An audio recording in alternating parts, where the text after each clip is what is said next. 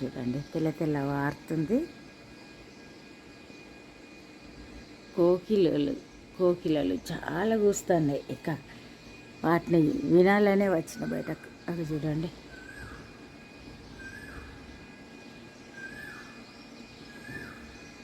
అటు వెనక side college building దగ్గర కావచ్చు. ఫ్లవర్స్ ఎంత బాగున్నాయి చూడండి. దీనికైతే గుర్తులాగా భలే వస్తున్నాయి. ఇవాళ తక్కువ ఉన్నాయి కానీ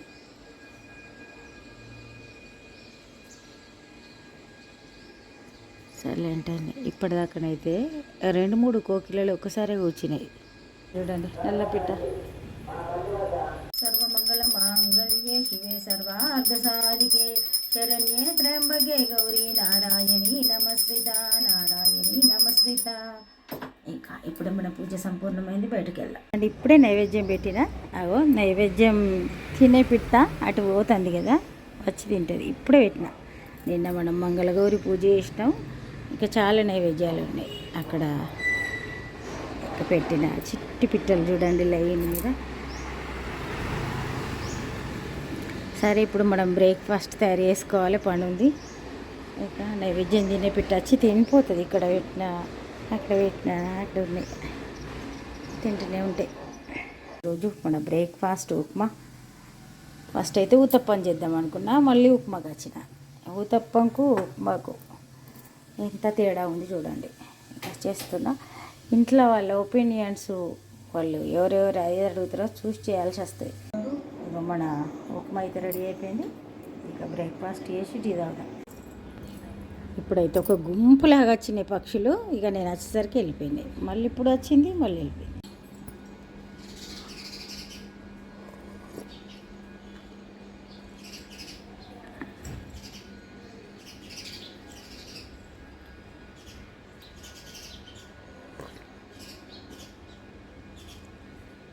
ఇప్పుడైతే 3 కనిపిస్తున్నాయి.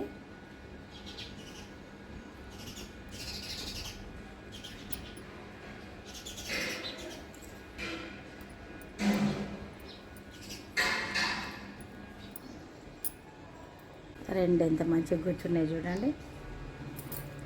ఇంతకుముందు బ్రేక్ఫాస్ట్ చేయంగా దాదాపు ఒక 5-6 వచ్చినాయి. ఇంకెక్కువనే వచ్చినాయి, గుంపులాగా వచ్చినాయి. ఇట్లా తిరుక్కుంటా భలే అరుచుకుంటా చేసినాయి. కానీ ఇంకా నా ఆల్రెడీ బ్రేక్ఫాస్ట్ చేస్తున్నా. ఇక మొబైల్స్ తేలే.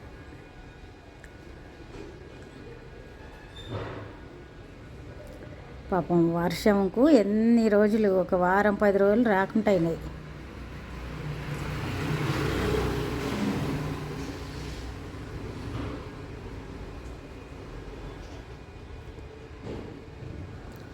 చాలా నైవేద్యాలు అక్కడక్కడ ఉన్నాయి. అవి తినుకుంటూ వెళ్ళిపోతాయి. ఈరోజు మరి మన వంట చూడండి. పప్పు ఎంత చక్కగా ఉడికింది చూడండి.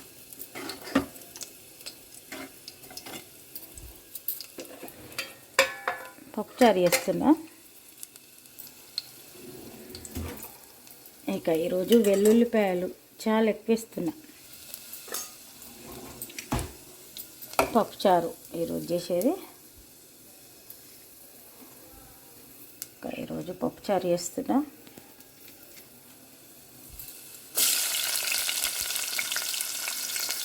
వారానికి ఒకసారి కంపల్సరీ చేస్తేనే కొంచెం మంచిగా అనిపిస్తుంది. నేనైతే వారానికి ఒకసారి చేస్తా. చూడండి మునక్కాడలు,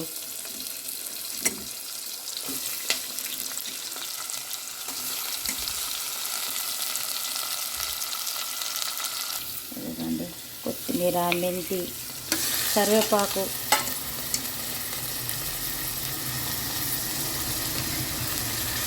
వెజిటేబుల్స్ అన్నీ మగ్గాలి.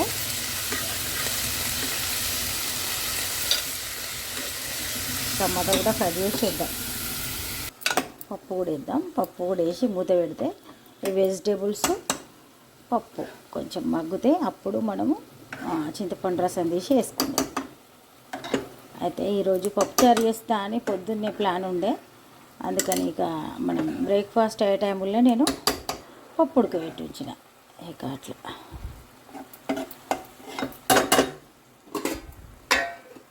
కలిపి మూత పెడదాం.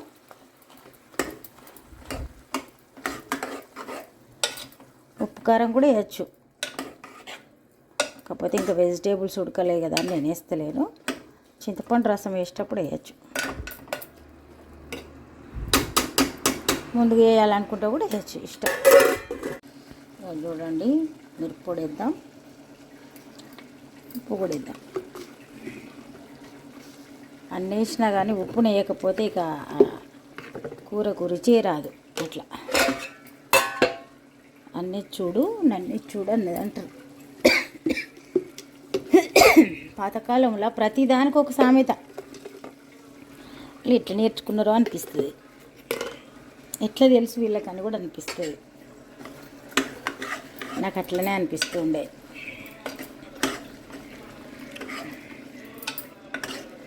ఇక చూడండి, మంచిగా వెజిటేబుల్స్ అన్నీ మగ్గినాయి కదా, చింతపండు రసం రెడీగానే ఉంది, వేసేద్దాం.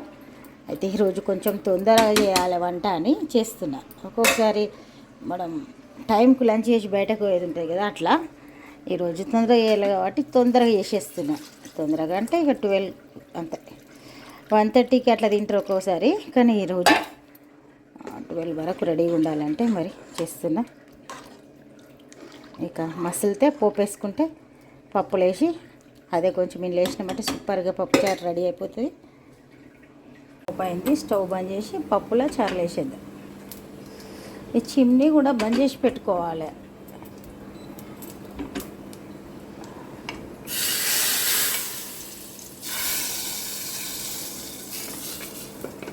ఈ మనం పోపు వేసేటప్పుడు ఒక్కొక్కసారి ఏమవుతుంది, ఇది నూనె ఉంటుంది కదా, ఇట్లా మంటలు వచ్చేది నేను ఒక దగ్గర చూసిన.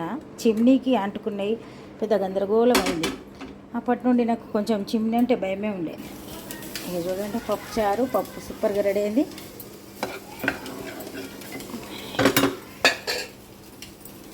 టేబుల్ మీద పెట్టా, ఎందుకంటే చాలా వేడిగా ఉంటుంది కదా. ఇక లంచ్ చేసే టైంలో మనం చిన్నదాంట్లో తీసుకొని టేబుల్ మీద సర్దుకుంటే సరిపోతుంది. ఇక చూడండి, ఎంత చక్కగా ఉడికిపోయింది.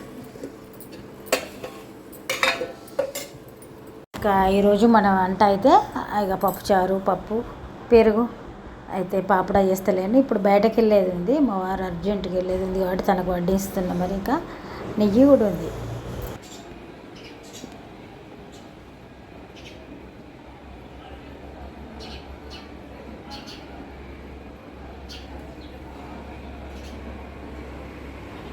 నాలుగైదు ఉన్నాయి.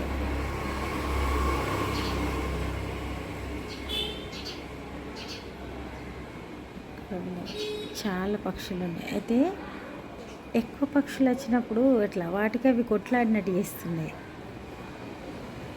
కంపల్సరీగా వచ్చి చూద్దామని అనిపించింది, అందుకే వచ్చిన.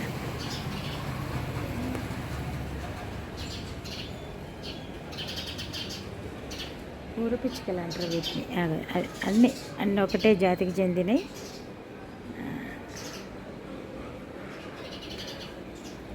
కోతి కూడా అనుకోకుండా వచ్చింది. కోతి డోర్లు పెట్టే ఉన్నాయి మనవి. వాళ్ళ ఆహారం అయితే ఏం పెట్టలే, ఒక బనానా ఉంది, తీసుకొచ్చి పెడదాం కోతికి. ఎట్లా సడన్గా వచ్చింది చూసిండ్రా, నాకు కోతి వస్తే అని తెలియదు.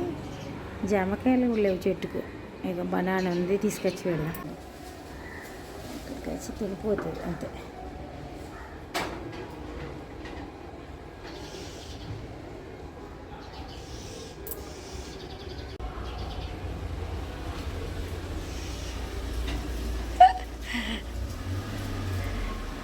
అక్కడ దూరం పెట్టు.